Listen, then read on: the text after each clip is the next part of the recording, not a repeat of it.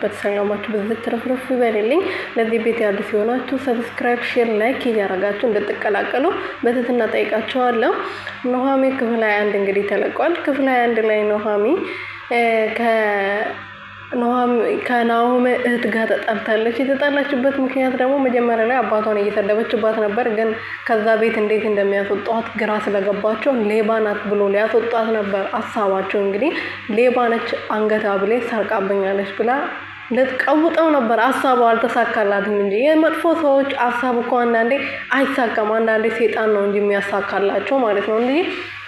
እንግዲህ ያው ልጅቷ የኑሃሚ መኝታ ቤት ውስጥ አስገብታ ቦርሳ ውስጥ ነበር ያስቀመጠችው። ከዛ እንግዲህ ልክ አባቷ ከስራ ሲመጣ አባዬ የአንገት ሐብል ጠፍቶብኛል ብላ ቀወጠችው። ከዛ እንግዲህ ወይዘሪት ዝናሽ ደግሞ ተነጋግሮ ነበር ይሄን ነገር ያሴሩት ማለት ነው። ኑሃሚዬ ደግሞ ልክ እሷ ስታስቀምጠው አይታው ስለነበረ ወርቁን አውጥታ አስገብታ መኝታ ቤት ኮመዲኗ ላይ አስቀምጣላት ነበረ ማለት ነውና በዛ ሰዓት እንግዲህ ገብቶ ሲፈትሹ ምንም ነገር አልነበረም። ከዛ በኋላ ኑሃሚዬ ያለውን ነገር ለአባትየው ተናግራለች። አዎ እውነት ነው አስቀምጣው ነበረ፣ ግን ያስቀመጠችው ደግሞ እኔ ሌባ ለማስባል ነበር። ግን እኔ ማይተወኝ የትም ማይተወኝ መድኃኒዓለምዬ ጠብቆኝ ልክ እሷ የኔን ሴራ ስታሴርልኝ አይቼ የአንገት ሐብልሽን አውጥቼ ኮመዲና ላይ አስቀምጬልሻለሁ። ስለዚህ አንቺ ምን አይነት ሰው እንደሆንሽ እኔ ይሄናል ለምን እንደዚህ ኃጢአት እንደሚበዛብኝ አላውቅም ብላ ነበር የተናገረችው። ያኔ ደግሞ አባትየው እንግዲህ እንዴት እንደዚህ ታረጊያለሽ አንቺ የተረገምሽ ብሎ በጥፊ ጮህ ሲያረግላት እንዴት ደስ እንዳለኝ ማለት ነው። አንጀቴ ነው ራስ ያለው ማለት ነው።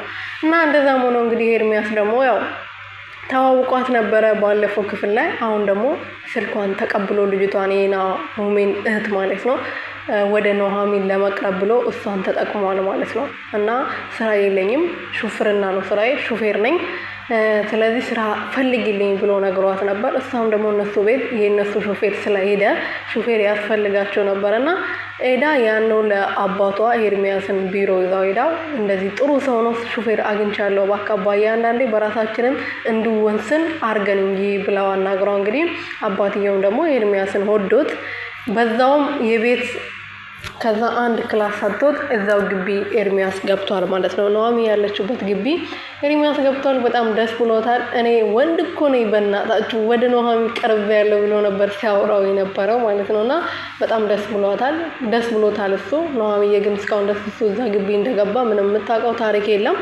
በዛሬ ደግሞ የናሆሜ ፍቅረኛ ዛሬ ቤተሰቦቹን ልትተዋወቅ ወደ ቤት ገብታለች። ወደ ቤት ስትገባ ግን ያልጠበቀችውና ያላሰበችው መርዶ ነበረ የአገኘች ማለት ነው እዛ ቤት ውስጥ።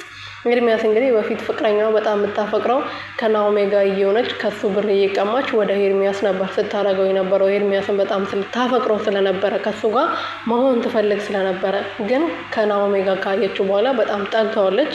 ለናሆሜውን ባታፈቅረውም ለገንዘቡ ብላ ቀርባዋለች ማለት ነው። እንደዛም ሆኖ ግን ወደ ቤት ስትገባ እንግዲህ አንተ እዚህ ምን ትሰራለህ ብላ ስትጠይቀው ዝም ነበር ያለው። ናሆሜ ደግሞ ግራ ተጋብቶ ነበር። እንዴ ታውቂያለሽ እንዴ ምን ሆነሽ ነው ፍቅሬ ብሎ ነበር የጠየቃት። እሷ ግን ምንም አረኔ ያላቀውም ብላ ነበር ድንግጥ ብላ ደም ለብሳ የገባችው። ወደ ቤት ሲገቡ ግን ምንም ያልጠበቁት ነበር። ድግስ የሚባል ነገር የለም ቢዘጋጅም እነሱ ጭቅጭቅ ላይ ነበሩ። ወርቄ ሰርቃብኛለች ብላ ስለከሰሰቻት አባትየው እንዴት እንደዚህ ታረጊያለሽ አንቺ ምን አይነት ባለጌ እርኩስ የሆንሽ ልጅ ነሽ ብሎ እየቀጠቀጣት ነበረ ማለት ነው። እንግዲህ የሚሆነውን ደግሞ ቀጣዩ ክፍል ላይ የምናይ ይሆናል። የኔ ውድ የሆናችሁ እንቁ የሆናችሁ ቤተሰቦች ይህን ቻናል ሰብስክራይብ፣ ሼር፣ ላይክ የመደወል ምልክቱን እየነካችሁ እንድታበረታቱኝ በትህትና ጠይቃችኋለሁ ውዶቼ።